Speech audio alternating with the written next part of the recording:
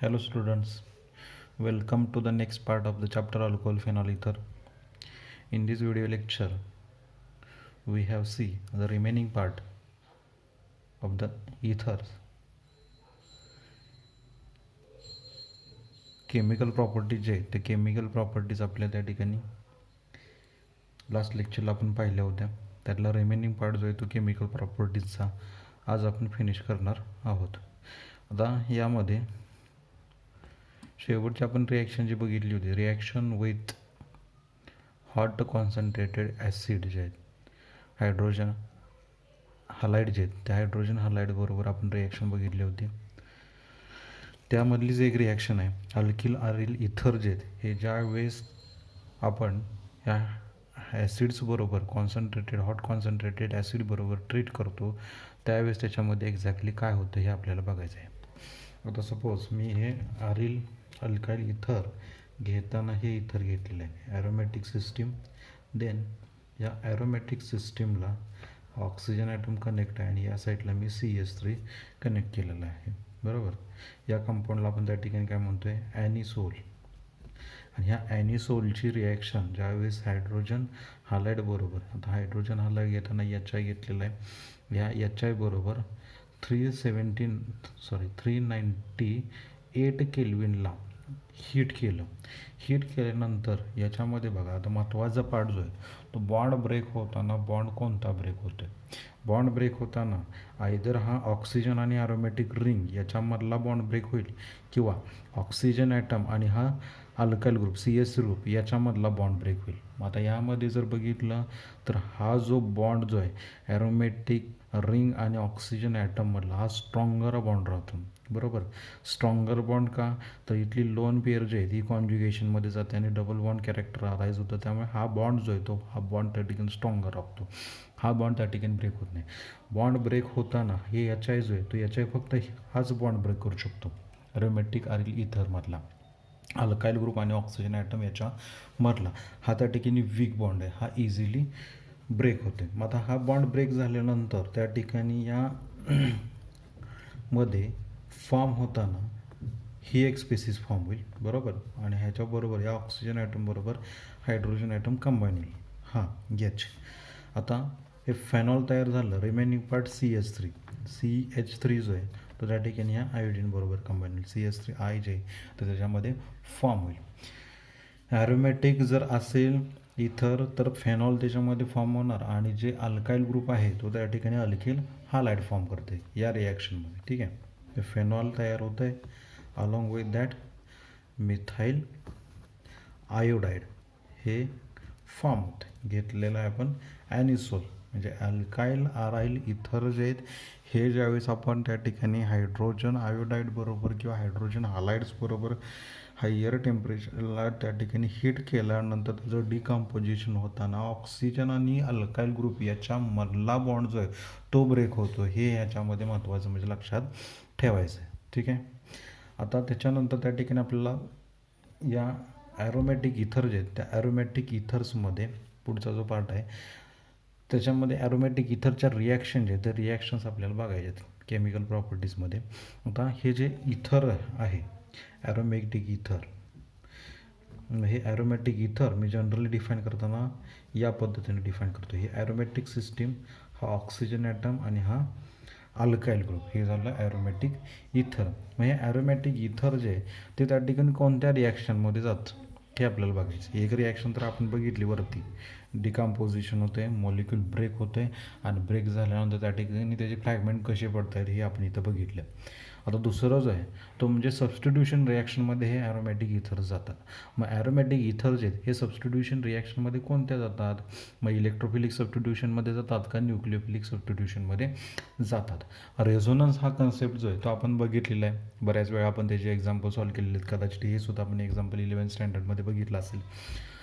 आता यामध्ये resonance effect जो आहे ॲरोमॅटिक सिस्टीमला त्या ठिकाणी कोणता ग्रुप अटॅच आहे त्याच्यावरती त्या ठिकाणी हा रेझोनन्स इफेक्ट हा डिपेंड आहे. मग हे ॲरोमॅटिक सिस्टीम जर बघितलं तर या ॲरोमॅटिक सिस्टीमला हा अल्कॉक्झी ग्रुप जो आहे तो अल्कॉक्झी ग्रुप कनेक्ट आहे, बरोबर. आणि या अल्कॉक्झी ग्रुपची प्रॉपर्टी काय राहते, इलेक्ट्रॉन डोनेटिंग राहते का विड्रॉईंग राहते त्याच्यावरती डिपेंड आहे की त्या ठिकाणी ही रिॲक्शनमध्ये काय होते, न्यूक्लिओफिलिक सबस्टिट्यूशन होते का त्या ठिकाणी इलेक्ट्रोफिलिक सबस्टिट्यूशन होते. ठीक आहे. आता हे जर बघितलं तर हा अल्कॉक्झी ग्रुप आहे OR, याच्यामध्ये हा ऑक्सिजन ॲटम जो आहे तो ऑक्सिजन ॲटमवरती काय प्रेझेंट आहे तर लोन पेअर प्रेझेंट आहे. मग ही लोन पेअर ही त्या ठिकाणी काय करेल, इलेक्ट्रॉन डेन्सिटी त्या ठिकाणी इन्क्रीज करेल या ॲरोमॅटिक रिंगवरची का त्या ठिकाणी डिक्रीज करेल हे आपल्याला बघायचे. लोन पेअर काय करेल तर ही लोन पेअर जी आहे ती कॉन्ज्युगेशनमध्ये या बॉन्डच्या कॉन्ज्युगेशन ॲरोमॅटिक सिस्टीममध्ये, बरोबर, कॉन्ज्युगेशनमध्ये म्हणजे ही लोन पेअर जी आहे ती डिलोकलाइज होणार टुवर्ड्स द ॲरोमॅटिक सिस्टीम, बरोबर. मग डिलोकलाइज झाल्यानंतर त्या ठिकाणी काय होणार आहे, इलेक्ट्रॉन डेन्सिटी जी आहे ती ॲरोमॅटिक रिंगवरची वाढणार आहे. मग इलेक्ट्रॉन डेन्सिटी ज्यावेळेस रिंगवरची वाढते त्यावेळेस त्या ठिकाणी कुठला इफेक्ट ॲक्ट होतो तर +R सबस्टिट्युएंटकडून ज्यावेळेस ॲरोमॅटिक सिस्टीमकडे किंवा कॉन्ज्युगेटेड सिस्टीमकडे ज्यावेळेस इलेक्ट्रॉन डेन्सिटी शिफ्ट होते त्यावेळेस तो जो रेझोनन्स इफेक्ट आहे त्या रेझोनन्स इफेक्टला आपण काय म्हणतो +R रेझोनन्स इफेक्ट. ठीक आहे. हे झालं. आता ही इलेक्ट्रॉन डेन्सिटी कुठे शिफ्ट होते ॲरोमॅटिक सिस्टीमकडे, म्हणजेच +R इफेक्ट त्या ठिकाणी हा अल्कॉक्झी ग्रुप दाखवते. आता यामध्ये जर बघितलं इलेक्ट्रॉनचं डिलोकलायझेशन मी आरो दाखवलेलं आहे. ही लोन पेअर जी आहे ती ऑक्सिजन आणि हा कार्बन ॲटम याच्यामध्ये शिफ्ट झाली. Then he G pi bond pair जी आहे ती कुठं शिफ्ट होईल ॲडजस्टंट ऑर्थो पोझिशनला. नेक्स्ट रेझोनेटिंग स्ट्रक्चर आपल्याला या पद्धतीने मिळेल. या स्ट्रक्चरमध्ये ही लोन पेअर इथं आली, हा double bond oxygen atom R, एक लोन पेअर डिलोकलाइज झाली म्हणून पॉझिटिव्ह चार्ज येईल, एक lone pair as it is आहे तशीच राहील, बाकीचे बॉन्ड ॲज इट इज आहे तशीच राहणार आहे. पुन्हा त्या ठिकाणी पुढचा रेझोनेटिंग स्ट्रक्चर ही लोन पेअर जे आहे ही या पोझिशनला सरकेल आणि हा पाय बॉन्ड पेअर जे आहे ती या पोझिशनला पॅरा पोझिशनला येईल.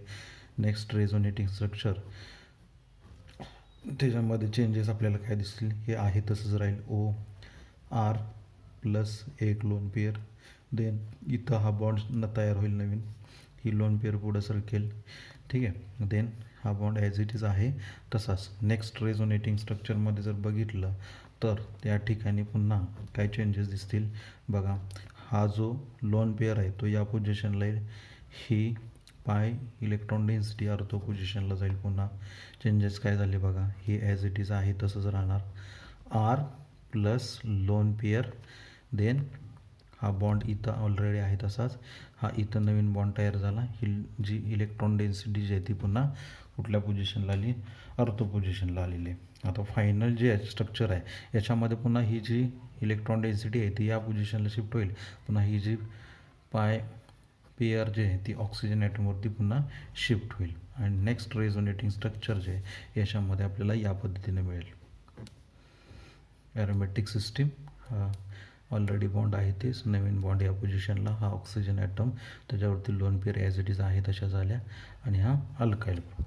आता पहिलं स्ट्रक्चर हे first structure, second, third, fourth आणि फिफ्थ, पहिला आणि पाचवं स्ट्रक्चर जर आपण बघितलं तर हे दोन्ही स्ट्रक्चरमध्ये चेंजेस काय दिसत आहेत तर पाय बॉन्डची पोझिशन जी आहे ती पाय बॉन्डची पोझिशन त्याच्यामध्ये चेंज झाली. म्हणजेच काय झालं तर त्याच्यामध्ये रेझोनन्स जे आहे ते रेझोनन्स त्या ठिकाणी दिसते. आता यामध्ये जर बघितलं इथं ऑर्थो पोझिशनला सेकंड स्ट्रक्चरमध्ये, थर्ड स्ट्रक्चरमध्ये पॅरा पोझिशन आणि फोर्थ स्ट्रक्चरमध्ये पुन्हा ऑर्थो पोझिशनला इलेक्ट्रॉन डेन्सिटी जी आहे ती इलेक्ट्रॉन डेन्सिटी वाढलेली दिसते. ऑर्थो आणि पॅरा पोझिशनला इलेक्ट्रॉन डेन्सिटी वाढते म्हणजेच त्या ठिकाणी तुमची जी येणारा इलेक्ट्रोफाईल जो आहे तो इलेक्ट्रोफाईल त्याच्यावरती अटॅक करणार, बरोबर. इलेक्ट्रॉन रिच रिंग झाली, बरोबर. म्हणजे त्याच्यावरती अटॅक करताना कोण अटॅक करेल तर इलेक्ट्रोफाईल जो आहे तो इलेक्ट्रोफाईल अटॅक करणार आणि तो इलेक्ट्रोफाईल अटॅक करताना कोणत्या पोझिशनला अटॅक करेल, ऑर्थो आणि पॅरा पोझिशनला अटॅक करणार आहे. हे महत्त्वाचं पॉईंट आहे. म्हणजेच रिॲक्शन जे आहे रिॲक्शन ही ॲरोमॅटिक इथर जे आहे ते कोणत्या रिॲक्शनमध्ये जातात, इलेक्ट्रोफिलिक सबस्टिट्यूशन रिॲक्शनमध्ये जातात.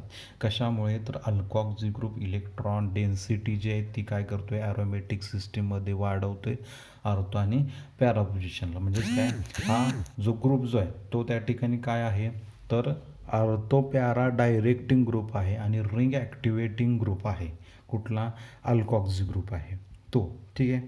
हे अगोदर समजलं पाहिजे, म्हणजे पुढच्या रिॲक्शन जे आहे ते तुम्हाला लक्षात येतील. ठीक आहे, वन बाय वन आपण पुढच्या रिॲक्शन बघूया. हे आता तुम्हाला समजलं असेल. हा जो अल्कोऑक्सी ग्रुप आहे, तो अल्कोऑक्सी ग्रुप इलेक्ट्रॉन डेन्सिटी वाढवतोय ॲरोमॅटिक रिंगवरचा, म्हणजेच त्या ठिकाणी रिंगला ॲक्टिवेट करतोय आणि इलेक्ट्रॉन डेन्सिटी जी आहे ती अर्धो पॅरा पोझिशनला त्या ठिकाणी वाढवते. लक्षात. त्यामुळे ऑर्थोपॅरा डायरेक्टिंग आणि ॲक्टिवेटिंग ग्रुप आहे हा अल्कोऑक्सी ग्रुप. एवढंच फक्त त्या ठिकाणी लक्षात घ्यायचं आहे. तर त्याच्यामध्ये पहिली रिॲक्शन आपल्याला बघायची ती म्हणजे हॅलोजिनेशन. हॅलोजिनेशनमध्ये आपल्याला ब्रोमिनेशन जे आहे तो ब्रोमिनेशन बघायचं आहे. आता ब्रोमिनेशनमध्ये आपण वापरणार काय, तर ब्रोमिन वापरणार आहे. पण हे ब्रोमिन जे आहे ते ब्रोमिन वापरताना कशामध्ये वापरलं जातं, ॲसिटिक ॲसिडमध्ये. फेरिक ब्रोमाइड जे आहे ते फेरिक ब्रोमाइड हा कॅटलिस्ट याच्यामध्ये वापरला जात नाही, कारण की अल्कोऑक्सी ग्रुप ऑलरेडी रिंग ॲक्टिवेट जो आहे तो करतो या ठिकाणी. ठीक आहे. मग आता सपोज मी एक्झाम्पलमध्ये घेताना हे घेतलेलं आहे, तर ॲरोमॅटिक सिस्टीम, ऑक्सिजन ॲटम, पुन्हा या साईडला मी CS3 ग्रुप कनेक्ट केलेला आहे. ॲनिसोल जे आहे त्या ॲनिसोलचेच आपण रिॲक्शन पाहणार आहोत याच्यामध्ये, दुसऱ्या काही रिॲक्शन आपण पाहणार नाही आहोत. रिॲक्शन कशाबरोबर करायचे आहे, तर ब्रोमिन बरोबर Br2. ठीक आहे. देन ते ब्रोमिन कशामध्ये घ्यायचे, तर ॲसिटिक ॲसिडमध्ये घ्यायचं आहे. आणि आता याच्यामध्ये रिॲक्शन जे ते रिॲक्शन कोणते होणार आहे, इलेक्ट्रोफिलिक सबस्टिट्यूशन रिॲक्शन. Br+ हा इलेक्ट्रोफाईल जो आहे तो Br+ इलेक्ट्रोफाईल या ठिकाणी अर्थो किंवा पॅरा पोझिशनला अटॅक करणार आहे. बरोबर, इलेक्ट्रॉन डेन्सिटी अर्थो आणि पॅरा पोझिशनला जास्त आहे. मग आता या ठिकाणी हा Br+ हे लक्षात घ्यायचं, हे महत्त्वाचं आहे. इथं Br- स्पेसिस अटॅक करू शकत नाही, कारण की इथं मायनस असेल आणि हा मायनस जर इथं अटॅक करत असेल तर त्या ठिकाणी ते पॉसिबल नाही. Br+ जो आहे तो Br+ या ठिकाणी अर्थो आणि पॅरा पोझिशनला अटॅक करतोय आणि त्याच्यामध्ये फॉर्म होताना हे कंपाऊंड एक फॉर्म होईल CH3 अर्थो पोझिशनला आणि पॅरा पोझिशनला त्या ठिकाणी Br जाणार आहे. इथं सपोज मी पॅरा पोझिशनला राईट केला, दुसऱ्या जे मायनर प्रोडक्ट जो आहे त्याच्यामध्ये फॉर्म होतो तो म्हणजे हा अर्थो ब्रोमो ॲनिसोल. ठीक आहे. ते दोन त्या ठिकाणी प्रोडक्ट जे ते त्याच्यामध्ये मिळतात. आता यामध्ये जर बघितलं, हे पॅरा ब्रोमो ॲनिसोल जे आहे त्याचं यील्ड जे आहे ते किती राहतं, 90%. आणि हे अर्थो ब्रोमो ॲनिसोल जे आहे त्याचं यील्ड किती राहतं आहे, 10% राहतं. हे कशामुळे होतं, पॅराला प्रोडक्ट हा जास्त काय येतो, तर स्टेरिक हायड्रन्स. हा जो प्रोडक्ट जो आहे याच्यामध्ये स्टेरिक हायड्रन्स जास्त असतो, म्हणजे येणाऱ्या इलेक्ट्रोफाईलला अर्थो पोझिशनला जास्त अटॅक करून दिला जात नाही, कारण की हा जो ग्रुप जो आहे तो रिपेल करत असतो. Br+ला इथं त्या ठिकाणी इझिली शिरकाव करून देत नाही. इथं जर बघितलं तर हा ग्रुप जो आहे तो त्या ठिकाणी याला ढकलू शकत नाही, तर रिपेल करू शकत नाही. इथं त्या ठिकाणी मात्र रिपेल करू शकतो, कारण की निअरर ॲडजेसंट पोझिशन येते आणि ॲडजेसंट पोझिशनला त्या ठिकाणी येणारा जो इलेक्ट्रोफाईल जो आहे तो इझिली त्या ठिकाणी आतमध्ये शिरून दिला जात नाही. लक्षात. त्यामुळे मेजर प्रोडक्ट जो आहे तो त्या ठिकाणी कोणता मिळतो, पॅरा ब्रोमो ॲनिसोल हा त्या ठिकाणी मेजर प्रोडक्ट या रिॲक्शनमध्ये मिळतो. ही झाली पहिली रिॲक्शन आपली. ठीक आहे. हॅलोजिनेशनमध्ये आपण ब्रोमिनेशन ही रिॲक्शन पाहिलेली आहे.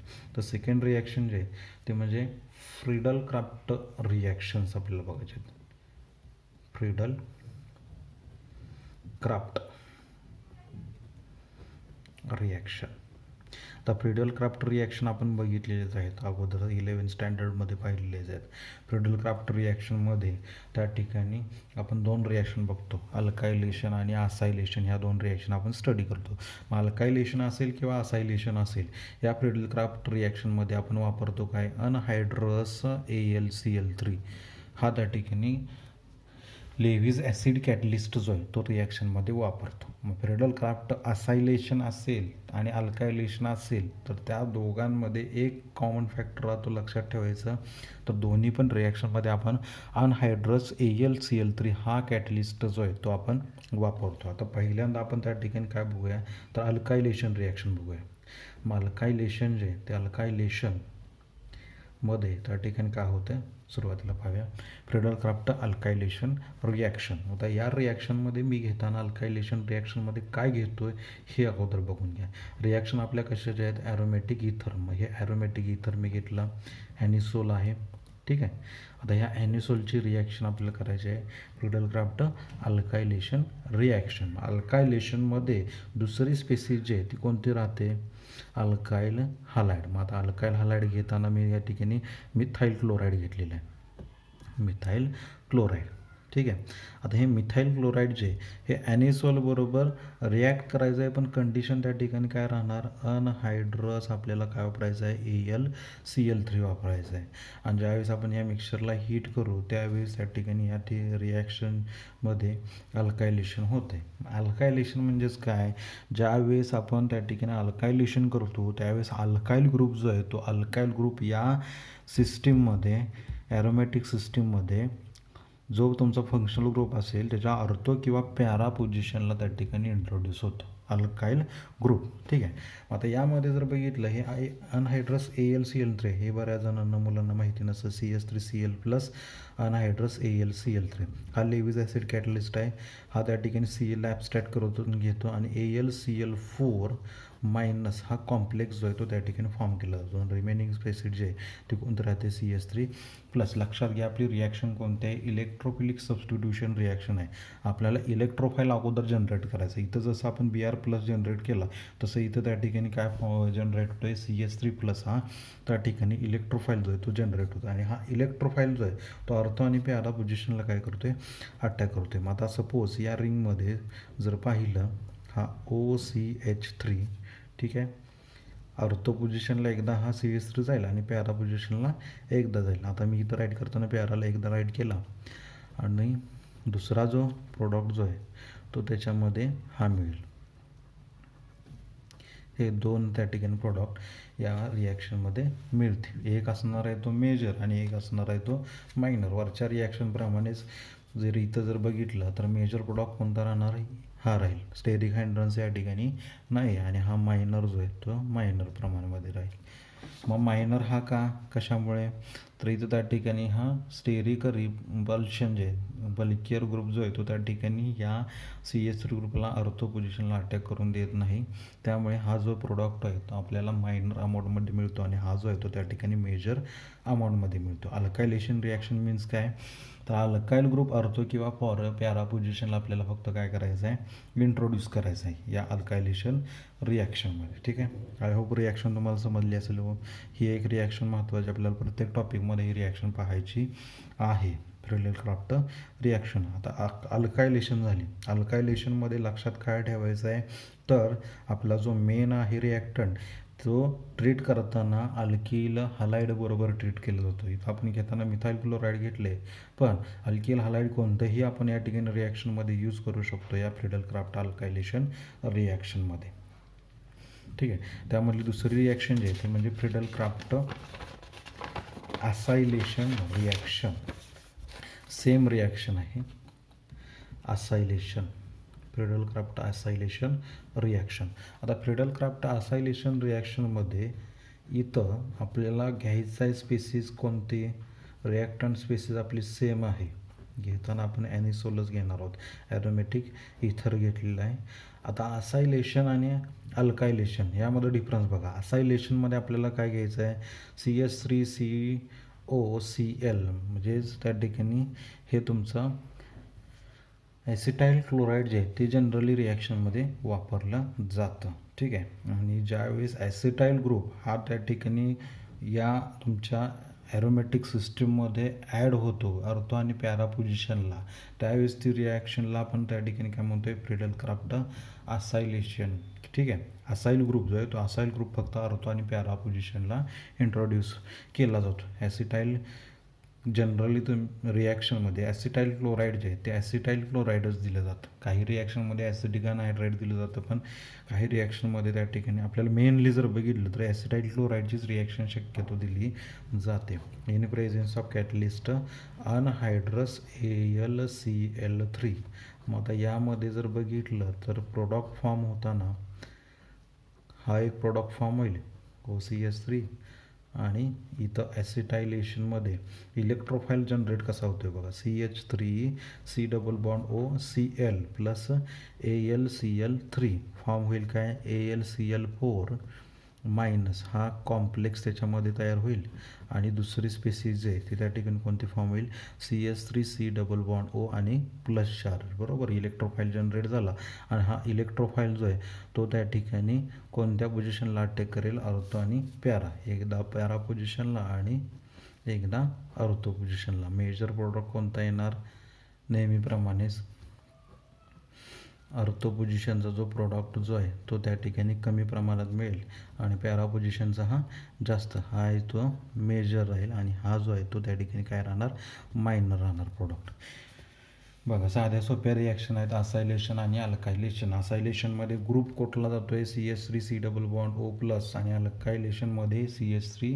प्लस किंवा R प्लस हा ग्रुप जो आहे तो त्या ठिकाणी एंटर होतो आहे अर्थ किंवा पॅरा पोझिशनला ठीक आहे.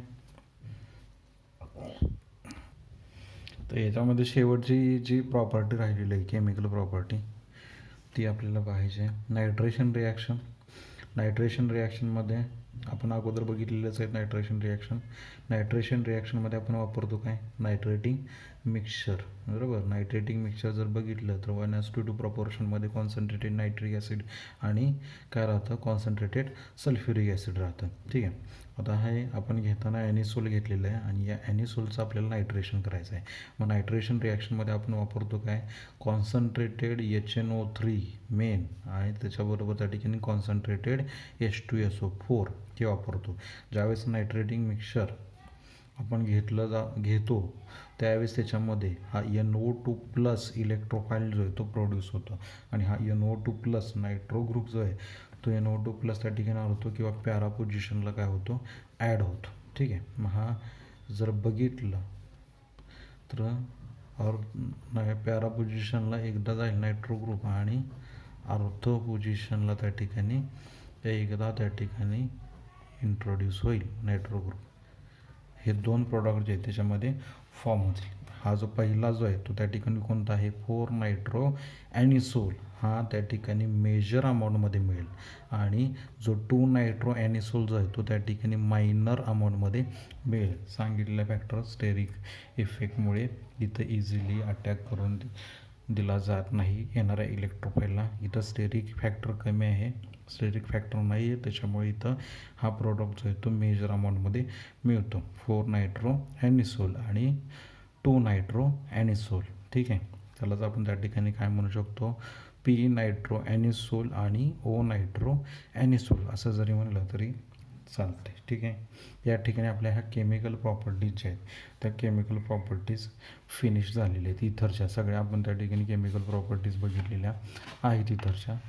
हा जो टॉपिक जो आहे तो आपल्याला फिनिश होतो आहे. त्यामध्ये फक्त युजेस जे आहेत ते युजेस राहिलेले आहेत अल्कोहोल फेनॉल इथरचे ते आपण नेक्स्ट लेक्चरला पाहूया. आता हा जो मेन पार्ट जो आहे तो मेन पार्ट आपला टॉपिकमधला सगळ्याच्या सगळ्या फिनिश झालेला आहे. त्याच्यामध्ये काहीसुद्धा रिमेनिंग पार्ट नाही आहे.